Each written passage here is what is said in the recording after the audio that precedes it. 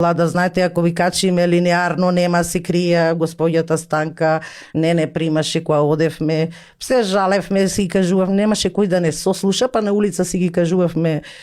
маките, ама ете дојде претходно, сепак ќе речем, можеби имаше сценарио. Ако се сеќавате, и пензионерите заради неединство што е случај во целата држава, не успеавме да си создадеме една партија на пензионери која ќе влезе внатре во домот, ама не како партијата на пензионери што досега ја имаме, затоа што мајорот и он како и целата влада си бара за него ретроактивно покачување на пензијата, а без да води сметка за другите пензионери. Може да направите една втора партија. Законот на некој начин имаше пензионери кои изработија нов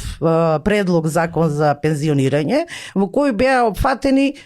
многу ставки од, мислам, области од тоа што ги тишти пензионерите и начинот на кој би се обезбедувале парите и на кој би се плаќало